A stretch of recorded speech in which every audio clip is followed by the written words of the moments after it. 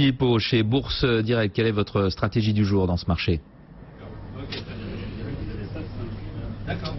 Je suis 100% d'accord avec Jean-Louis. Je crois qu'il a dit l'essentiel. Il a bien résumé la situation. Depuis début juillet, on est vraiment dans un marché de range. On a tapé 4 fois la borne haute, la zone 250-260, 4 fois la borne basse, la zone des 5110-5100. Alors parfois il y a eu des petits débordements, mais ça n'a jamais été accompagné de relais. Donc un marché qui reste très piégeux, surtout pour ceux qui jouent les ruptures. Rupture à la hausse ou à la baisse, on finira bien par sortir tôt ou tard. C'est également le danger d'être systématiquement contrarien, si je puis dire.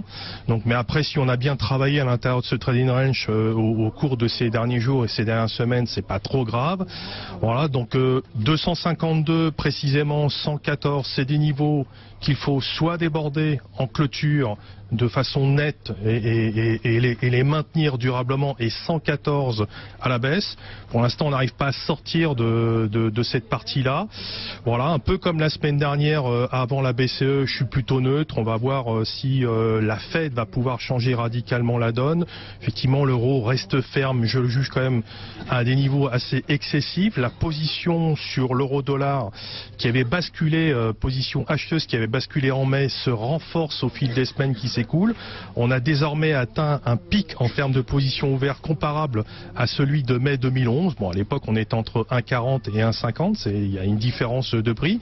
Donc, il y a vraiment des considérations haussières assez fortes sur l'euro-dollar. Donc, attention quand même au retour de bâton, parce qu'à moyen terme et à court terme, on a quand même une situation de surachat qui est apparue. Donc, en intraday, je vais essayer d'arbitrer la zone 179-128 sans me faire de grosses illusions sur les relais. Voilà, il faut surtout construire des écarts en attendant que le marché se décide de façon un peu plus significative, mais j'attends rien de très particulier d'ici la rentrée.